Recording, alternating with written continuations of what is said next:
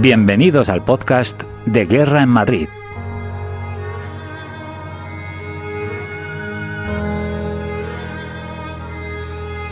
¿Qué tal, amigos? Muy buenas y bienvenidos a Guerra en Madrid, el único podcast que habla exclusivamente de la Guerra Civil Española. Yo soy Alberto Laguna y también os saludo desde nuestra página web www.guerraenmadrid.net, que es el lugar donde vamos subiendo todas y cada una de nuestras investigaciones históricas. El episodio de hoy lo vamos a dedicar a Manuel Gutiérrez Mellado, el famoso general, quizás uno de los personajes más importantes e influyentes de la década de los 70 y de los 80, que durante la Guerra Civil tuvo una actuación plagada de incógnitas y de contradicciones, sobre todo cuando se produjo la sublevación de Campamento.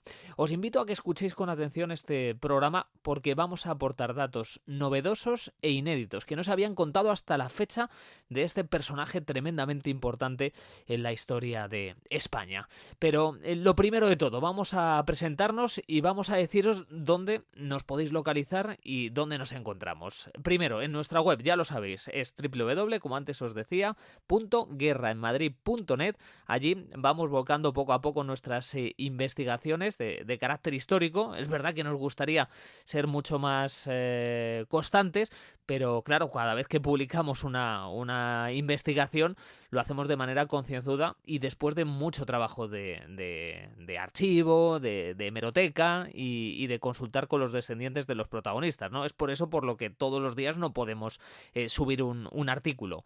Cuando subimos un artículo, lo subimos en condiciones. Bueno, ahí está nuestra web y luego también tenemos nuestras redes sociales. Estamos en Instagram, en Facebook y en Twitter o X, como queréis llamarlo. Simplemente nos buscáis @Guerra en Madrid y ahí estamos y nos podéis localizar sin ningún tipo de problema. Y por supuesto a través de nuestros canales habituales de podcast, ya sea en iVoox, en Spotify y también, como no, en YouTube. Somos autores, por lo demás, de 2 libros también de investigación histórica que los tenéis a vuestra disposición. Uno ha salido hace muy poco, en mayo de 2024, se llama La Guerra Encubierta, operaciones secretas, espías y evadidos en la Guerra Civil Española. Está editado por Arzalia y lo tenéis ahora mismo en la gran mayoría de librerías de nuestro país. Y el otro se publicó en 2019, se llama La Quinta Columna, operaciones clandestinas tras las líneas republicanas, editado por La Esfera de los Libros, y también lo podéis conseguir ya sea en librerías o a través de comercio online. Así que todas estas vías son las que tenéis para contactar con nosotros y nuestro correo electrónico también, que es guerraenmadrid@gmail.com. Dicho esto, nos ponemos el mono de trabajo y empezamos.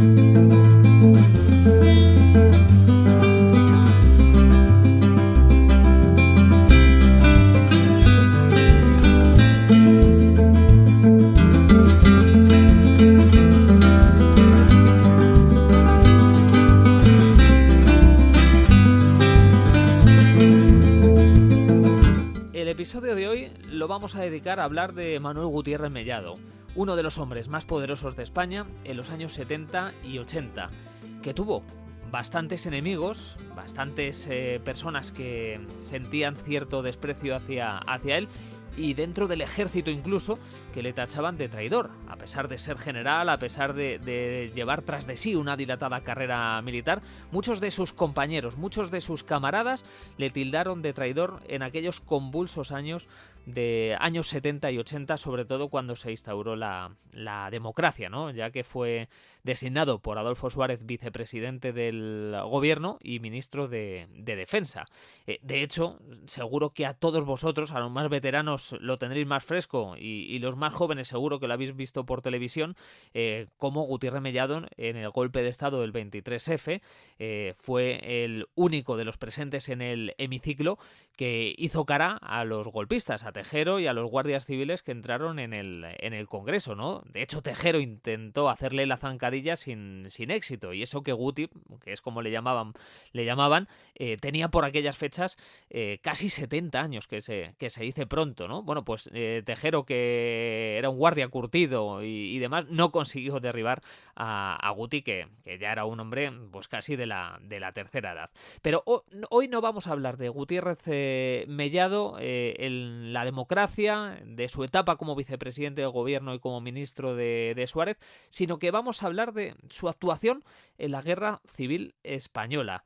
En concreto nos vamos a centrar en cómo Guti y su regimiento, el regimiento de artillería a caballo, donde él estaba destinado, se sublevan contra la República. No vamos a hablar de su papel como miembro de la Quinta Columna y como espía al servicio de Franco, porque sí, señores, fue espía a favor del ejército sublevado.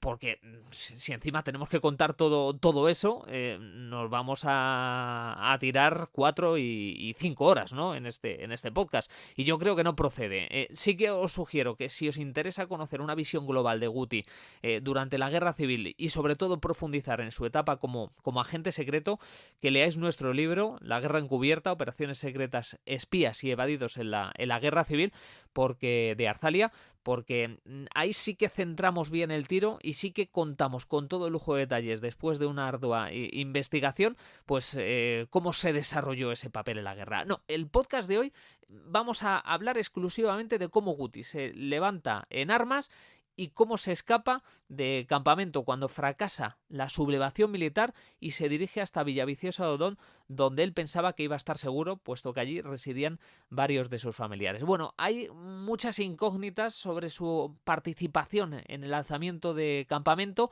y sobre todo de esa huida a Villaviciosa de Odón, que ni siquiera los biógrafos oficiales de Gutiérrez Mellado se han atrevido a hablar de estos apuntes un tanto espinosos. Nosotros sí lo vamos a hacer y lo vamos a hacer exclusiva en este podcast de Guerra en Madrid. Así que os pedimos que prestéis mucha atención, que abráis bien los oídos, que intentáis centraros solamente en lo que os vamos a contar, porque tiene miga, ¿eh? Así que, sin más dilación, amigas, amigos, vamos a viajar al pasado, nos vamos a desplazar al Madrid de los años 30.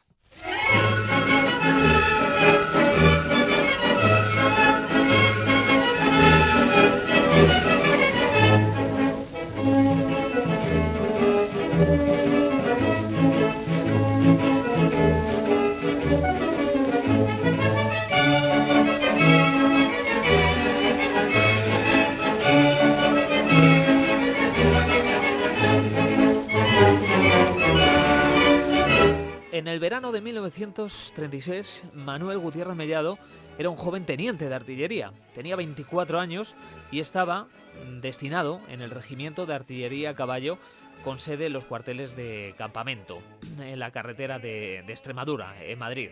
Como decimos, era un joven teniente que se sacaba un sobresueldo dando clases particulares en la capital, ¿no? En academias que preparaban para oposiciones. En el caluroso verano de 1936, Guti estaba al corriente del alzamiento que se estaba preparando en toda España. De hecho, pretendía participar en él. Ingresó en la Falange, sí, señores, ingresó en la Falange en ese verano de 1936. Lo hizo de la mano de dos capitanes, a los que conocía muy bien porque eran compañeros suyos. Juan Méndez de Vigo, por cierto, familiar del que fue ministro de Mariano Rajoy, y Juan Ponce de León. No es una invención mía que Guti estaba afiliado a la Falange aquel verano de 1936. Lo reconoce él mismo en su declaración jurada tras la Guerra Civil y lo reconocen además varios compañeros suyos de regimiento en sus respectivas declaraciones juradas. Por lo tanto, en ese sentido no hay ningún tipo de duda de que Guti formaba parte de la Falange en la antesala de la Guerra Civil. También lo confirma el Serrano de Pablo. Serrano de Pablo era un artillero, compañero de Gutiérrez Mellado en el regimiento de artillería a caballo, que una vez terminada la guerra hizo carrera como aviador. Fue teniente general del Ejército del Aire y escribió un libro en los años 80 en los que decía lo siguiente sobre Guti y su vínculo con el partido de José Antonio. Abro comillas. Llevaba con cierta discreción su ideología falangista dentro de su inteligente proselitismo. Bueno, pues lo dice Serrano de Pablo, lo dice Guti y lo dicen más compañeros suyos del regimiento de artillería a caballo. Por lo tanto, es un hecho más que confirmado que Gutiérrez Mellado formaba parte de la falange, ¿no? Bueno, pues seguimos contando más cosas que seguro que son de interés. Él sabía que se estaba produciendo un movimiento subversivo contra la República, y lo que él hace las semanas antes de que se prepare el alzamiento militar es hacer efectivamente proselitismo entre sus compañeros de unidad para que apoyen ese movimiento, ¿no? Les habla de las bondades que va a tener ese alzamiento en armas contra la República. Sobre todo se lo cuenta a los capitanes y tenientes de su unidad. Lo hacía con discreción, como decía Serrano de Pablo, pero estaba trabajando en cierta manera y de manera un tanto encubierta de lo que se venía cociendo para el 17 de julio de 1936.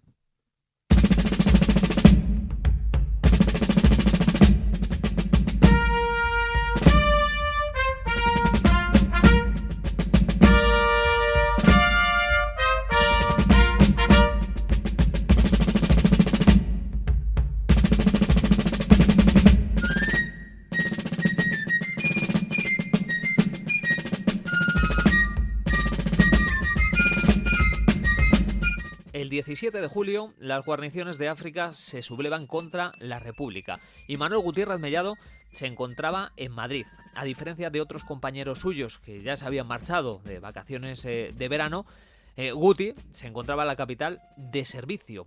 Él, por cierto, ese 17 de julio del 36, insisto, día oficial en el que se sublevan las tropas de África, es testigo, nuestro protagonista, muy a su pesar, así lo reconoce, de la entrega de cientos de bombas de su cuartel, el cuartel del Regimiento de Artillería a Caballo, a aviadores del aeródromo de Getafe.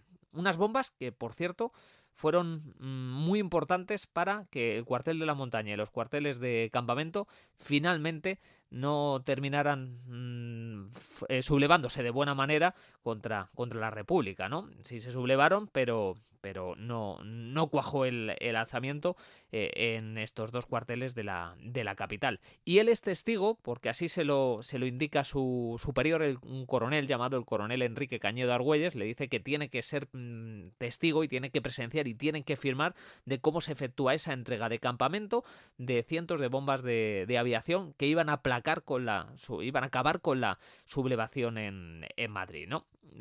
Bueno, pues muy a su pesar tiene que presenciar esa entrega de bombas. Él solo no se puede oponer a ello, él firma, y posteriormente su superior, insisto, Enrique Cañedo Argüelles, le ordena que, claro, Guti está de servicio y le dice: como oficial de servicio tienes que contactar con los oficiales y suboficiales que se encuentren en Madrid para informarles de la orden de acuartelamiento urgente después del alzamiento de África. Se tira toda la mañana y gran parte de la tarde de llamando por teléfono o intentando localizar a la gran mayoría de sus compañeros del Regimiento de Artillería a Caballo.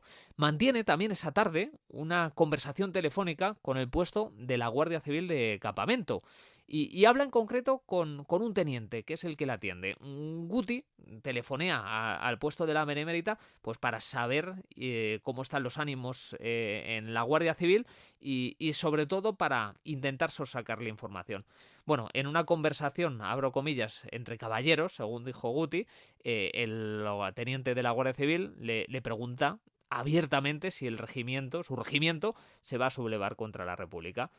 Guti es muy listo y lo que hace es echar balones fuera y despejar. No conoce de nada a ese teniente de la Guardia Civil y le dice que no lo sabe, que lo único que sabe es que la Guardia de Asalto era un bulo, le dice un bulo, que la Guardia de Asalto se estaba sublevando contra la República porque estaban avergonzados muchos de sus miembros del comportamiento de algunos mandos después del asesinato de Calvo Sotelo, ¿no? Bueno, pues ya empezamos a ver a un Gutiérrez Mellado bastante listo, bastante prudente y algo zorro, teniendo precauciones, las precauciones lógicas que puede tener un oficial que está dispuesto a sublevarse. Al anochecer del 17 de julio de 1936 ya estaban casi todos los oficiales disponibles en campamento y en concreto en el Regimiento de Artillería a Caballo. Entre ellos estaban 2 comandantes, Julio Flórez y Antonio Muro, 2 comandantes republicanos, de ideas izquierdistas, que influyeron durante las próximas horas en que el coronel del regimiento de Guti, Enrique Cañedo Argüelles, pues que no tuviera muy claro eso de sublevarse y que tuviera bastantes dudas, ¿no? No nos olvidemos que el regimiento de artillería a caballo tenía fama de monárquico. Bueno, su coronel también tenía ideas monárquicas, pero digamos que no se atrevía a dar un paso sin tenerlo demasiado claro. Hay un dato también curioso, y es que Gutiérrez Mellado les llama en su declaración jurada una vez terminada la guerra a estos 2 comandantes traidores. Dijo lo siguiente sobre ellos, y eso que Guti tenía fama de ser una persona pacífica y bastante conciliadora, ¿no? Bueno, pues dice Gutiérrez Mellado de estos 2 comandantes: reconozco la falta mía y de los demás oficiales de haber creído a estos 2 comandantes, a Muro y a Flórez, con sus buenas palabras, en vez de haberlos matado allí mismo. Indiscutiblemente, esas manifestaciones chocan de una manera radical con ese carácter conciliador que tuvo Guti durante los años de democracia. Pero claro, eran los años 30, era julio de 1936, eran otros tiempos.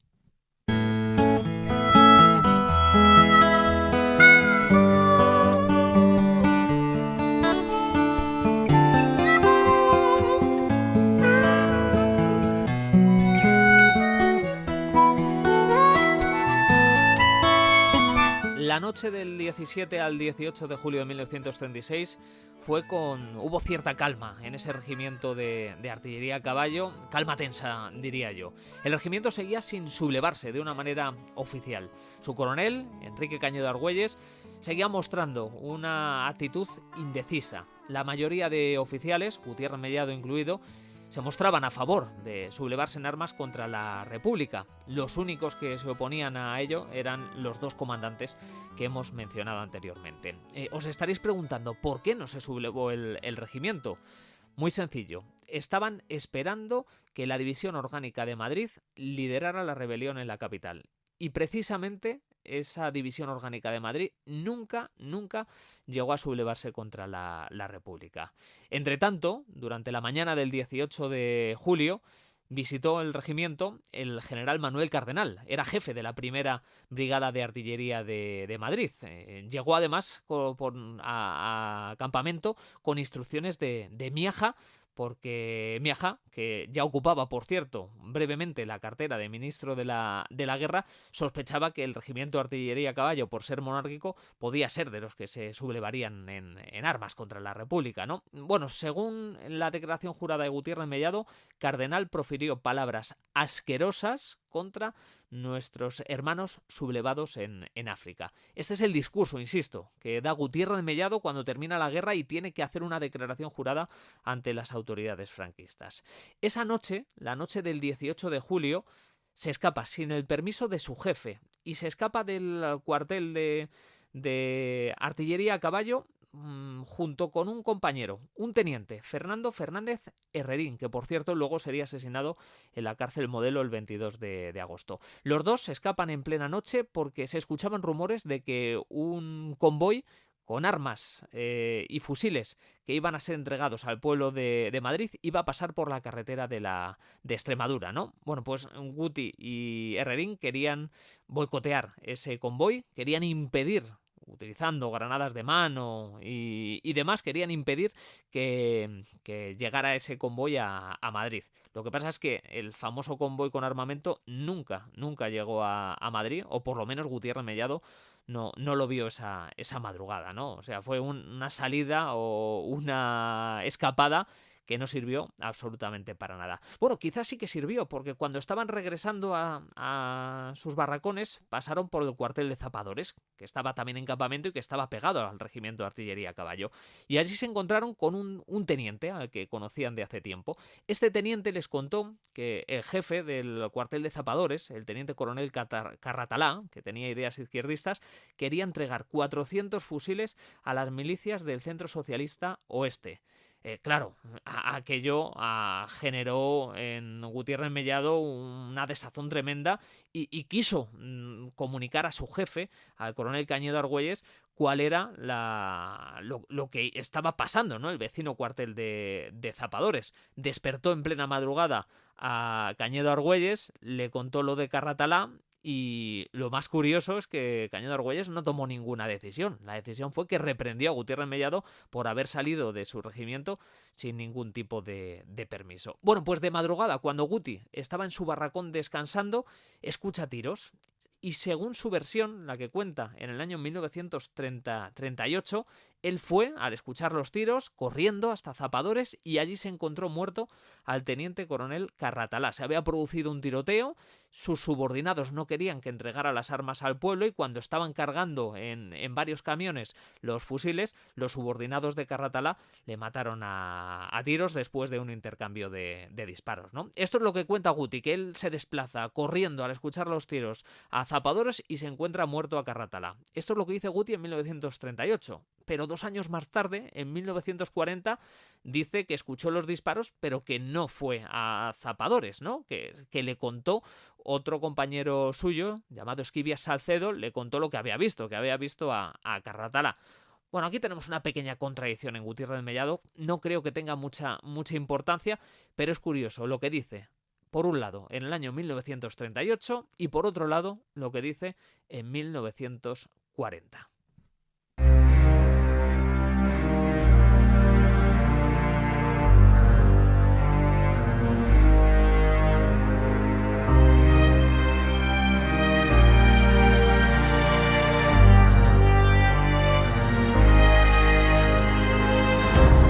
En la mañana del 19 de julio llegan hasta el cuartel de Zapadores el teniente coronel Álvarez Rementería y el general García de la Herrán.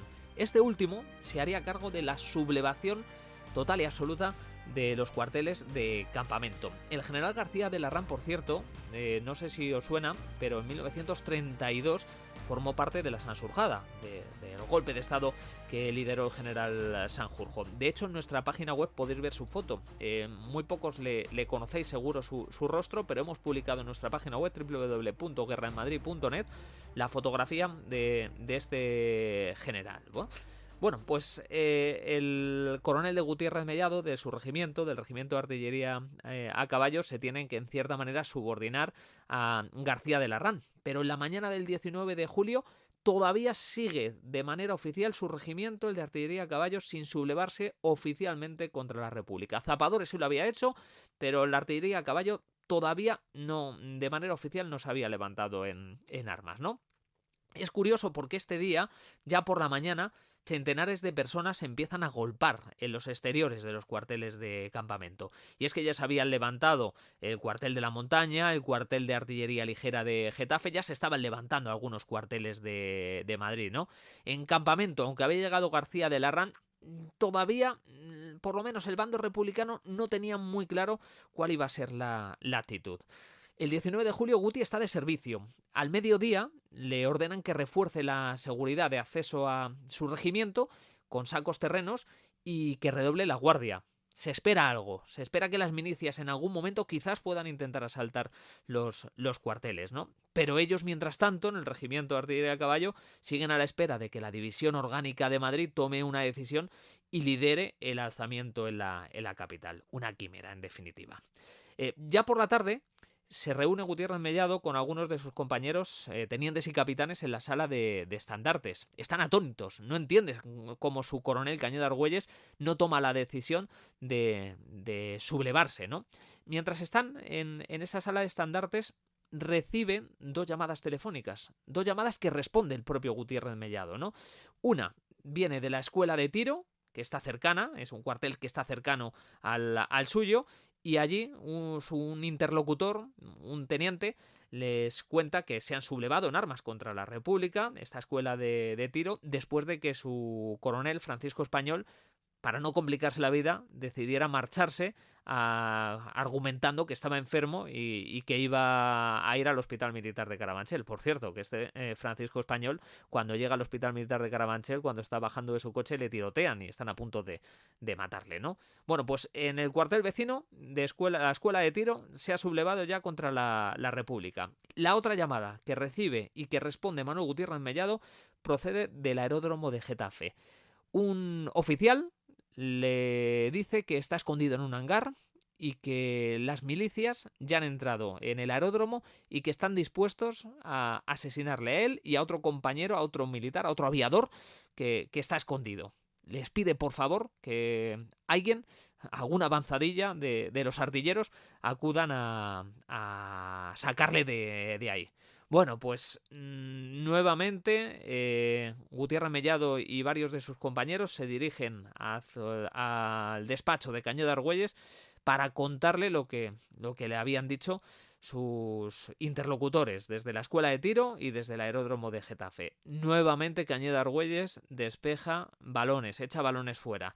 Pero justo cuando está reunido con Guti y con otros oficiales, llega García de Larrán y les cuenta abiertamente que cada vez hay más personas fuera de campamento, que están muy exaltados, que algunos de ellos están armados y que era necesario empezar a sacar las piezas de artillería a la calle para disparar en el caso de que intentaran penetrar en campamento. Es en ese instante, después de comer, a media tarde, cuando el regimiento de artillería a caballo se subleva en armas contra la República. Estamos el 19 de julio de 1936.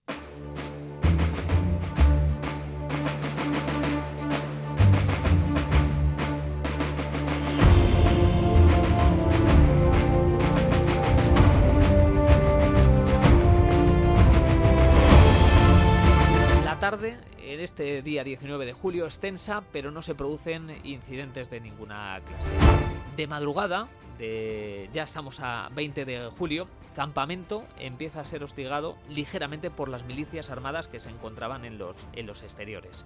Efectivamente, el regimiento de artillería a caballo ya ha sacado algunas piezas de artillería y se producen algunos intercambios de disparos, ¿no?, entre la gente, los militares que están dentro del campamento y las milicias que están fuera. Hay calma tensa, pero ya hay alguna confrontación armada sin demasiada historia, ¿no? A Guti le nombran de madrugada, la madrugada del 20 de julio, enlace entre el coronel de su unidad, Cañé de Argüelles, y el general García de Larrán, que era el general que estaba liderando la sublevación de campamento. Y entre uno y otro le dan la orden de desplazarse al vecino cuartel del grupo de información a por unos cuantos camiones donde poder sacar las piezas de artillería a la calle e incluso mandar en esos camiones una avanzadilla de efectivos para enlazar con el cuartel de la montaña. La visita al grupo de información por parte de Gutiérrez Mellado es infructuosa. El oficial que le recibe le dice: muy bien, si quieres los camiones, quiero una orden por escrito, pero no te voy a dar los camiones si no recibimos una orden por escrito. Tiene que regresar Gutiérrez Mellado nuevamente a sus cuarteles para pedir esa orden a García de Larrán, pero al regresar se da cuenta de que la situación se está complicando por momentos. Está avanzando hacia campamento una columna de la Guardia de Asalto y otra de carros blindados. A partir de ese instante, las baterías del regimiento empiezan a disparar contra las repúblicas. Las baterías en concreto de dos tenientes, de José y de Rafael García Benítez, que por cierto eran primos segundos de Manuel Azaña y que estaban en las antípodas ideológicas, ¿no?, del presidente de la República, ¿no? Bueno, pues desde estas baterías se dispara contra la columna de asalto y contra los carros blindados, causando las primeras bajas republicanas.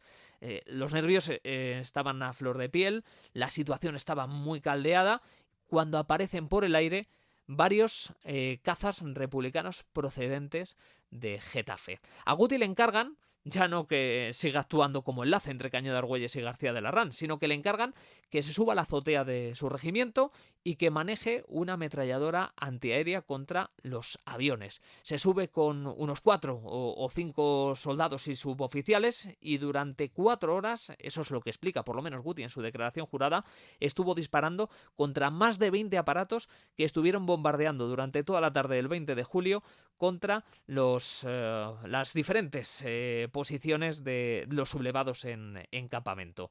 No pudo alcanzar a ninguno de esos aparatos, entre otras cosas porque estaban volando muy, muy altos. Estos bombardeos republicanos causaron las primeras bajas en su regimiento y causaron heridas a varios de los compañeros de Guti, entre ellos a su jefe, el coronel Cañedo Argüelles.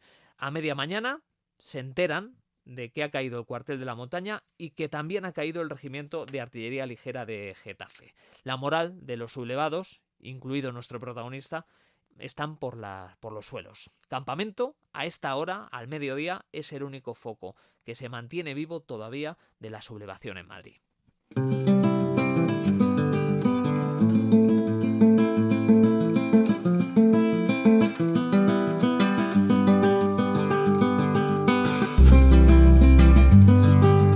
Tras enterarse de la caída del cuartel de la montaña, Guti reconoció en su declaración jurada, una vez terminada la guerra, que cundió el desánimo entre la gran mayoría de oficiales, ¿no? Aún así, los tenientes y los capitanes, según su versión, intentaban mantener el ánimo y quitaban las banderas blancas que poco a poco iban sacando los soldados de su unidad, ¿no? Porque lo que querían era rendirse.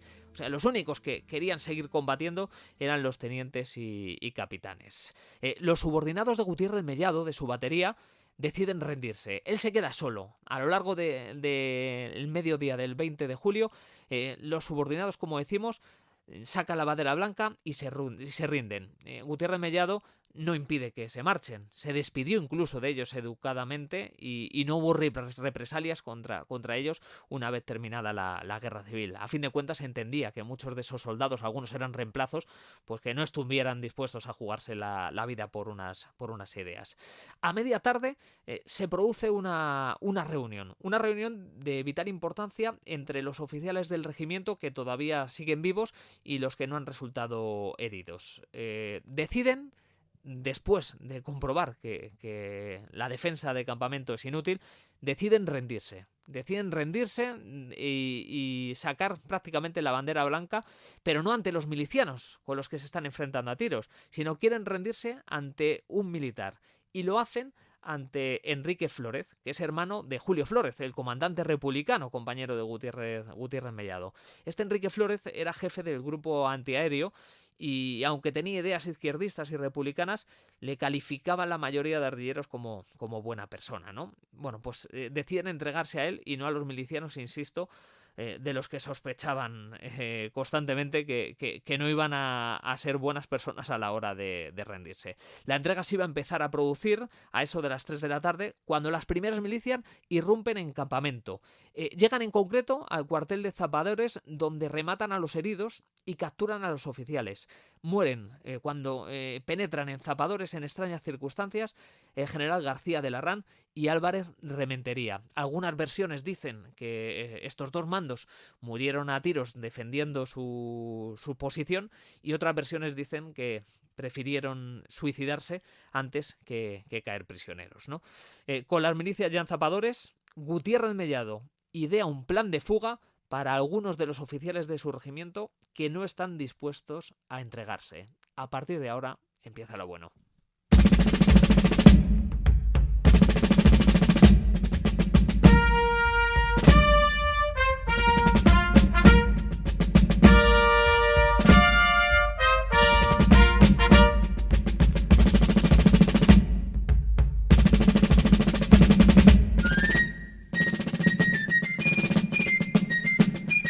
El plan de huida de Gutiérrez Mellado era escapar de campamento y desplazarse hasta Villaviciosa de Adón, a unos 10 kilómetros, donde él tenía familia. Su propósito era, allí en Villaviciosa, coger algo de ropas civiles y algunos víveres y trasladarse a la Sierra de Madrid, donde parecía que había triunfado la sublevación. Más que la Tierra de Madrid, la zona de Segovia, ¿no? Donde Guti pues sabía que también se iba a producir la sublevación y donde posiblemente tenían más opciones de sobrevivir. Así que lo que hace Manuel Gutiérrez Mellado es abandonar campamento a tiros junto con varios compañeros. Los otros oficiales que le acompañan en su huida, Son dos capitanes, Jesús Ávila Contreras, que por cierto había sido profesor suyo en la Academia de Artillería de Segovia y con el que tenía una relación muy estrecha, y el otro capitán era Marcelino Díaz Sánchez. Y también se van de campamento los tenientes García Benítez, José y Rafael, los que antes os contaba que habían disparado contra la columna de blindados, los primos en definitiva de Manuel Azaña. Les acompaña un soldado falangista originario de Cartagena, pero que vivía durante toda la vida en Sevilla, que se llamaba Alfonso Olivares. Bueno, pues Guti y estos 5 evadidos se abrieron paso a tiros para salir de campamento. De hecho, tuvieron que desplazarse campo a través, escapando de la aviación y también de las patrullas de milicianos. O sea, no podían ir por carretera, no podían ir por caminos, porque esas carreteras y esos caminos estaban llenos de patrullas de milicianos. Y cuando llegan a las afueras del pueblo, a las afueras de Villaviciosa de Odón, Gutiérrez Mellado dice que deja a sus compañeros en un pinar cercano. No era propicio que un grupo de militares vestidos con uniformes entraran de lleno en Villaviciosa de Odón. Él sí podía hacerlo porque la gente le conocía. Según su versión de los hechos, se fue a casa de un pariente que residía en Villaviciosa de Odón y desde allí iba a intentar enlazar con las autoridades del pueblo. De hecho, es lo que hizo. Enlazó con las autoridades del pueblo, con la corporación municipal, con el alcalde. No menciona en su declaración jurada el nombre preciso del alcalde, que era José Santander, alias el Chirri, pero sí que reconoce en su declaración jurada que su propósito ahora mismo era precisamente enlazar con las autoridades del pueblo para que estas autoridades les llevasen a Madrid, ¿no? Para entregarse, en definitiva. No se fiaban de los milicianos madrileños, pero Guti sí que se fiaba de los milicianos de Villaviciosa de Odón, precisamente porque les conocía desde hace mucho tiempo, ¿no? Es curioso, y aquí está una contradicción. Al principio de su declaración jurada dice Guti que se iba a desplazar a Villaviciosa para desde ahí partir hacia la sierra, y en esta misma declaración jurada ya no quería ir a la sierra, sino que lo que quería era entregarse a las autoridades de Villaviciosa para que fueran llevados a Madrid. Contradicciones del servicio, que diría uno que yo me sé.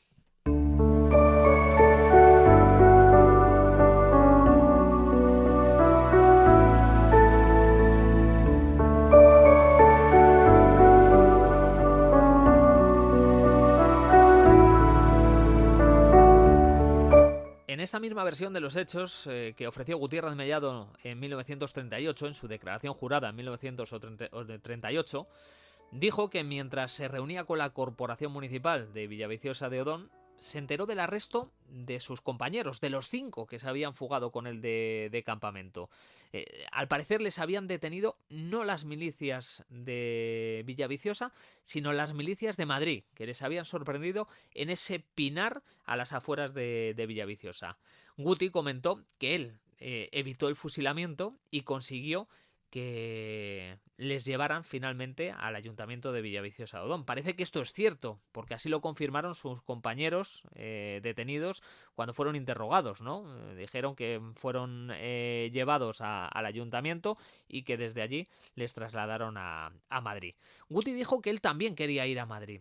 Sin embargo, el alcalde del pueblo, José Santander, le recomendó que no lo hiciera, por cuestiones de seguridad. Esa noche, el único de los que se fugó de campamento, que no fue detenido oficialmente, fue Gutiérrez Mellado. El resto de sus compañeros fueron trasladados a Madrid y allí fueron detenidos. Fueron detenidos y a partir de ahí sufrieron un auténtico calvario. 4 de ellos morirían. El capitán Ávila y los hermanos García Benítez serían asesinados más adelante en Paracuellos del Jarama, después de estar en varias cárceles de Madrid, y el capitán Marcelino Díaz fue fusilado tras ser condenado a muerte. Pero al único al que no detienen, sorprendentemente, es a Gutiérrez Mellado, que permanece oculto en Villaviciosa de Odón durante 2 semanas. Hasta principios de agosto, Guti permanece, según dice él, en un domicilio seguro, pero no especifica de qué domicilio se trata, ni qué persona en concreto le oculta de Villaviciosa de Odón. Desconocemos el por qué, no sabemos por qué en su declaración jurada Guti no ofrece nombres y apellidos de la persona que le ocultó. Son circunstancias, insisto, que nos llama poderosamente la atención.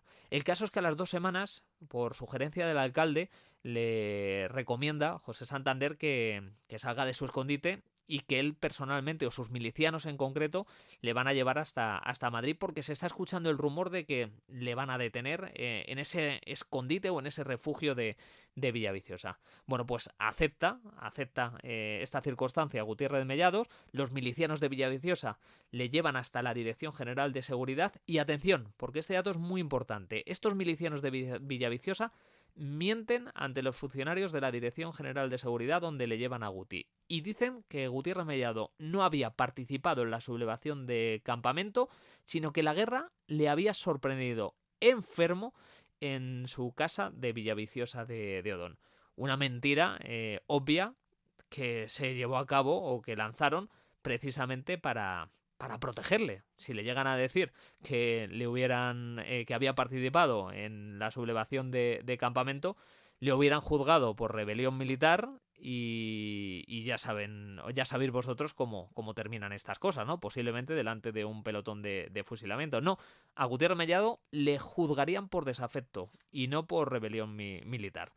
Son cosas curiosas las que os estamos contando, ¿verdad?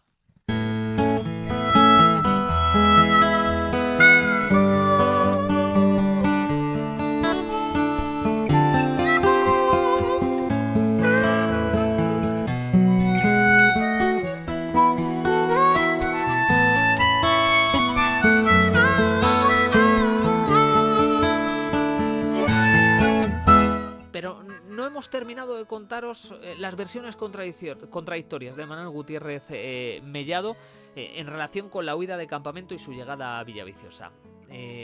Hemos leído el libro de Serrano de Pablo, que como antes os decía, era compañero de Gutiérrez Mellado en el regimiento de artillería a caballo, y que él, al igual que Guti, participa en la sublevación de campamento. Lo que pasa es que a Serrano de Pablo le hieren, una bomba de aviación le hiere de gravedad, está a punto de amputarle la pierna y se tira gran parte, prácticamente toda la guerra, ingresado en un hospital penitenciario, ¿no?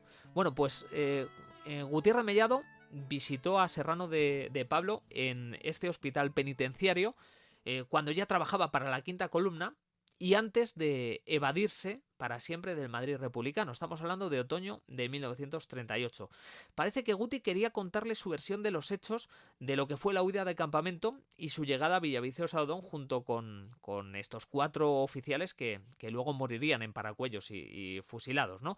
Bueno, no os perdáis y voy a leer textualmente lo que dice Serrano de Pablo, porque Guti le contó una versión diferente a la que ofreció en la causa general. Leo, abro comillas. Guti me justificó su visita por el interés que él tenía en que yo conociera los motivos por los cuales había cargado las cintas del comportamiento del regimiento de artillería a caballo a los hermanos García Benítez y a los 2 capitanes, el de su batería Jesús Ávila Contreras y el de la mía, Marcelino Díaz Sánchez. Le pesaba como una losa el recuerdo de la tragedia. Ninguno de los 4 había salvado el pellejo, en gran parte por su involuntaria y triste causa. Le atormentaba y le empujaba a contármelo con detalle. El 20 de julio, ante el dantesco asalto a campamento por parte de la Horda Roja, él había convencido a los 4 mencionados a escabullirse y huir hacia la dehesa, protegiéndose en las barrancadas del arroyo Meaques hasta llegar a Villaviciosa Odón, donde tendría apoyo logístico necesario para poder ganar, disfrazado de paisanos, la Sierra y Segovia. Después de una arriesgada y fatigosa caminota, llegaron a Villaviciosa de Odón, donde escondió a sus compañeros en un bosquecillo, mientras él se refugiaba en la casa de su niñera, con el fin de recabar víveres y ropa para la marcha que iniciarían al anochecer. Tumbado en una cama y pensando en el plan a seguir, se había quedado frito, lo que a mí no me extrañó por la fatiga acumulada en los 4 días de sublevación sin dormir, remachada por la agotadora marcha realizada. Manolo me contó que cuando se despertó se habían llevado ya las milicias del pueblo a sus compañeros de aventura a Madrid en calidad de detenidos. Bueno, sobrecogedora, la declaración jurada de Serrano de Pablo, entre otras cosas porque no tiene nada que ver o coincide muy poco en lo que dijo Guti en su declaración jurada.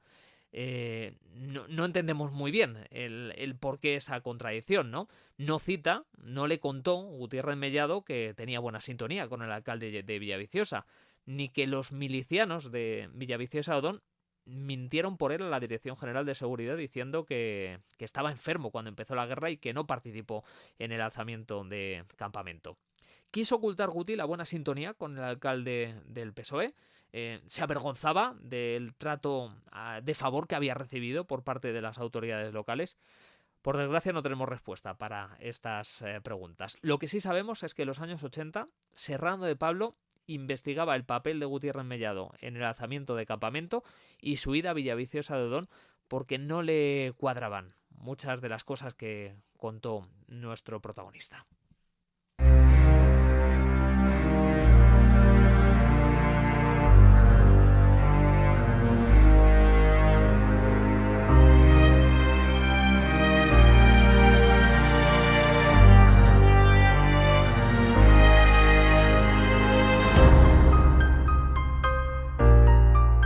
Lo que parece claro es que los compañeros de regimiento de Guti no hablaban demasiado bien de él. Hemos podido charlar con los descendientes de varios de ellos y no consideraban que su actuación fuera correcta y dudaban mucho de la versión oficial que él contó una vez terminada la guerra. También nos llama la atención, por ejemplo, cómo Gutiérrez Mellado, en las entrevistas muchísimas que concedió en los años 70 y 80, en las que hablaba de la guerra civil y sobre todo sacaba pecho de su pertenencia a la quinta columna, pero sin embargo pasaba por alto lo que fue la sublevación de campamento y lo que le ocurrió a sus 4 compañeros de huida, ¿no? Es curioso, en el libro de Jesús Picatoste, que hemos leído y hemos devorado con detalles, un libro de conversaciones con Gutiérrez Mellado, Guti no dice absolutamente nada de lo que sucedió en campamento.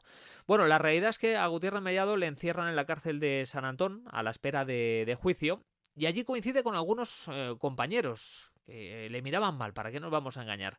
Incluso coincidió con alguno de los fugados, con alguno de sus compañeros de huida a Villaviciosa de Odón. Bueno, pues sabemos que uno de esos compañeros le dijo por carta a su esposa, antes de que le fusilaran, que Gutiérrez Mellado le había traicionado. No vamos a desvelar la identidad de este militar ni de sus descendientes, porque nos han dicho expresamente que no quieren que se conozca, pero nosotros sí que lo sabemos y podemos confirmar que los descendientes de este oficial que murió en la guerra civil, este compañero de Guti, que decía y aseguraba con mayúsculas que Gutiérrez Mellado le había traicionado. Es una versión de los hechos, obviamente. Guti dijo también que se escapó por los pelos de que le fusilaran en Paracuellos del Jarama y argumentó 2 motivos que sinceramente los veo un poco endebles. Dijo que en la cárcel de San Antón vestía como un pordiosero y que bueno, que los milicianos cuando estaban eligiendo a los militares que iban a fusilar en Paracuellos le vieron tan pordiosero pues que le dejaron en paz, ¿no? No le incluyeron en esas listas. Bueno, pues una versión de los hechos un tanto burda. Y luego también dijo que evitó ser trasladado a Paracuellos pues gracias a la mediación de Melchor Rodríguez. Quizás esto me lo puedo creer un poco más. En cualquier caso, a Guti le juzgan por desafección y la suerte vuelve a ponerse de su lado. Insisto, le juzgan por desafección y no por rebelión militar como a sus compañeros. El fiscal que está con él es Peces Barba, es el padre de Gregorio Peces Barba, el padre de la Constitución, con el que luego tenía muy buena sintonía, ¿no? Bueno, pues en ese juicio al final le terminan absolviendo a Gutiérrez Mellado después de que declararan a su favor gente de izquierdas de su entorno. Es curioso porque no declara absolutamente nadie de Villaviciosa de Odón. El tribunal estaba buscando al alcalde y a alguna persona más que pudiera declarar a su favor o en contra para conocer la verdadera versión de los hechos y en su juicio nadie de Villaviciosa declara. ¿Por qué? El argumento también es muy burdo, porque ya habían tomado los sublevados en febrero del 37 el pueblo de Villaviciosa, y la gran mayoría de milicianos, los que le llevaron a la Dirección General de Seguridad y el propio alcalde, pues estaban desplegados en diferentes unidades del ejército de la República. Bueno, pues una vez en libertad, Gutiérrez Mellado se traslada a una embajada, allí permanece más de un año y después sale en libertad y empieza a colaborar con la Quinta Columna.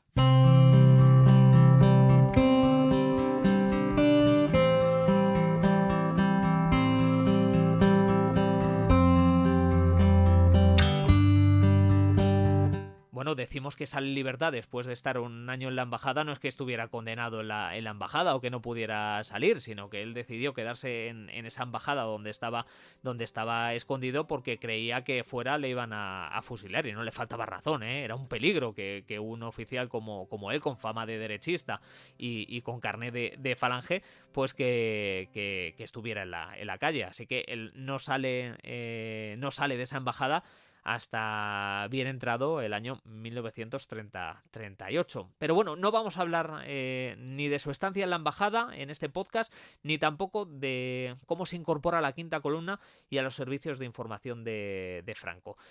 No quiero que este podcast se haga demasiado largo, pero sí que os recomiendo que si queréis profundizar más sobre el papel de Guti como espía en la Guerra Civil, que leáis nuestro libro, La Guerra Encubierta, editado por Arzalia, donde sí que contamos con todo el lujo de detalles cuáles fueron las operaciones en las que intervino como agente secreto.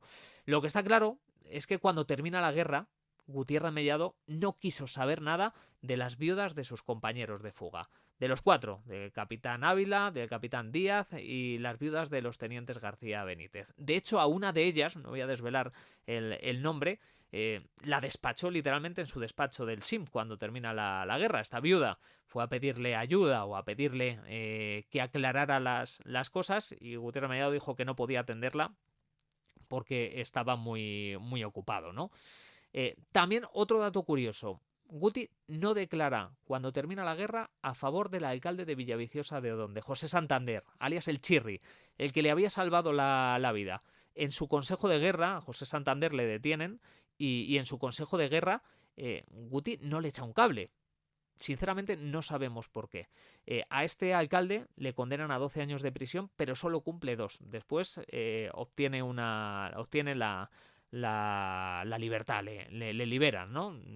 Es curioso porque en el año 1942 a José Santander le asesinan en su casa de Villaviciosa.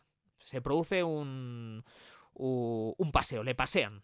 Se dirigen a su casa 2 policías vestidos de paisano, enseñan placas de policía y le dicen estos 2 agentes a él y a su mujer, que se encontraba en la casa, que se lo tienen que llevar a la Dirección General de Seguridad porque tiene que declarar. Nunca volvió.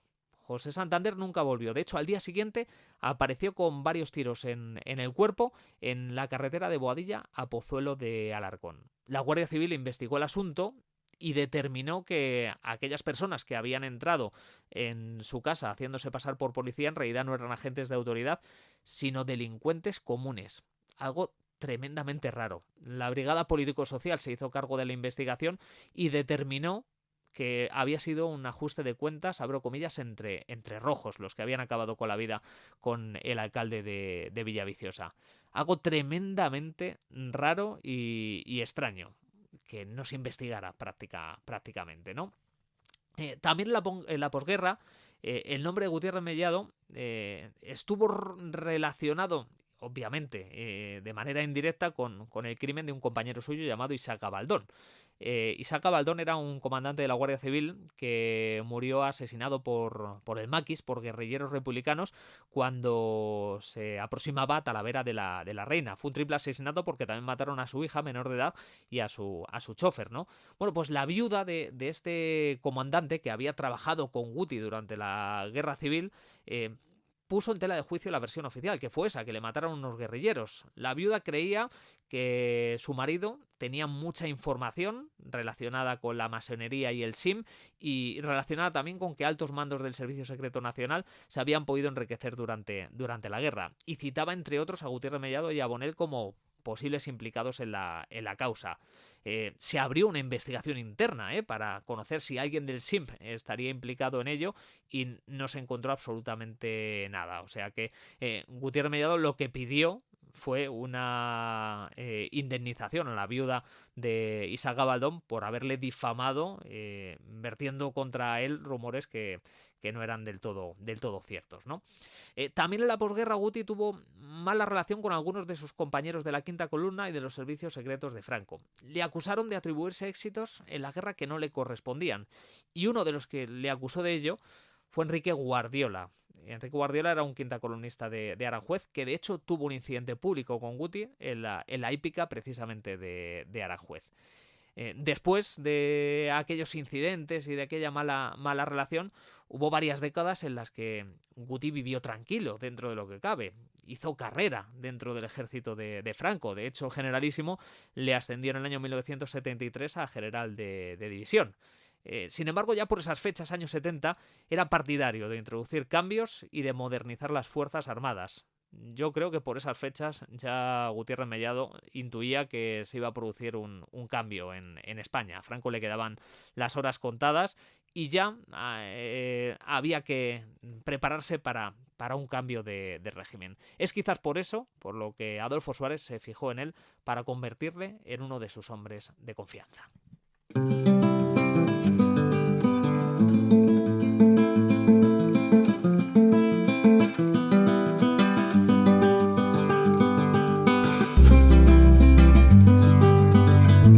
Cuando muere Franco, Suárez tiene que formar gobierno y en el año 1976 decidió ascender a Manuel Gutiérrez Mellado a teniente general y después lo incorpora directamente a su gobierno, primero como ministro de Defensa y después como vicepresidente del gobierno. Ya sabéis que Guti se convirtió en una de las personas más poderosas de España en aquella década de los años 70 y también principios de los 80. Le tocó además lidiar con unos años muy duros para él, años en los que hubo amnistías, en los que hubo muchísimos atentados de la banda terrorista ETA, en los que se produjo la legalización del Partido Comunista, se llevó a cabo, se proclamó la Constitución española y se empezaron a introducir las primeras reformas dentro del ejército. Como os podéis imaginar, muchos militares nostálgicos del franquismo le tacharon de traidor y pedían su dimisión. Incluso lo hacían vestidos de uniforme y en actos públicos, en entierros de personas asesinadas por la banda terrorista ETA, especialmente militares y guardias civiles, se produjeron incidentes muy graves contra Gutiérrez Mellado. El Guti, vestido de militar, asistiendo a estos entierros, como sus propios compañeros le increpaban y le gritaban en público y pedían a voz en grito pues que dimitiera, ¿no? Bueno, pues Guti no se arrugaba y se encaraba con sus antiguos compañeros y les pedía, dentro de su puesto de mando como ministro de Defensa y vicepresidente del gobierno, que mantuvieran la disciplina. En nuestra página web, por cierto, en guerramadrid.net, hemos enlazado varios vídeos. Podéis ver en esos vídeos cómo se producen esos incidentes. Y luego llegó el 23F, el golpe de Estado. Gutiérrez Mellado, junto con Adolfo Suárez e incluso Carrillo, fueron los únicos que no se asustaron cuando los guardias civiles y Tejero entraron en el hemiciclo, cuando empezaron a disparar al techo. Guti, claro, general de artillería, unos disparos de pistola o de subfusiles no le asustaban, ¿no? Bueno, pues él se mantuvo sentado en su puesto. Incluso se enfrentó a los guardias, alguno le amenazó con matarle, con pegarle un tiro en la cabeza. Y luego llegó el momento en el que Tejero intentó derribarle haciéndole la zancadilla. No tuvo éxito. Guti, que tenía casi 70 años, se agarró a la barandilla y no fue derribado por Tejero. Son datos curiosos que seguro que todos conocéis, pero que conviene recordar aquí en este podcast que estamos a punto de terminar. Bueno, pues cuando vuelve todo a la normalidad después del golpe de Estado después del golpe de Estado, pues Milán del Bosque fue uno de los instigadores. Escribe una carta desde la cárcel. Le escribe una carta a él que publican varios medios de comunicación. No la vamos a reproducir íntegra, pero vamos a leer una parte que es muy interesante y que está relacionada con la participación de Guti en la guerra civil. Esto es lo que dice Milán del Bosque sobre Gutiérrez Mellado. Algo muy importante debiste hacer en la retaguardia roja cuando te lo apuntaron en tu hoja de servicios sin pasar por Rusia, Ifni o Sáhara. Podría seguir dando razones para demostrar que nadie puede recibir lecciones de ética militar de ti y recordar muchas cosas que se dicen de tus actuaciones y que nunca han quedado suficientemente claras. 2 puntos. Villaviciosa, regimiento a caballo, muerto en la carretera de Extremadura, etc. Pero estimo que no es necesario. Con esto, con estas declaraciones y con esta carta de Milán del Bosch contra Gutiérrez Mellado, amigas, amigos, nos vamos a despedir y ponemos punto y final a este programa que espero que os haya gustado y que os haya servido para aclarar algunas dudas que teníais a buen seguro del protagonista de este episodio. Muchísimas gracias por estar ahí, al otro lado de la radio, del teléfono móvil o del receptor. Os mando un abrazo muy fuerte y os invito a que sigáis escuchando nuestros podcasts y seguir leyendo nuestra página guerraenmadrid.net. Eso sí, os tenemos que pedir que comentéis, por favor, que le deis like a todas nuestras publicaciones, porque nos viene francamente bien para seguir estando ahí, dando guerra. Lo dicho, gracias por estar al otro lado. Un abrazo muy fuerte. Hasta luego.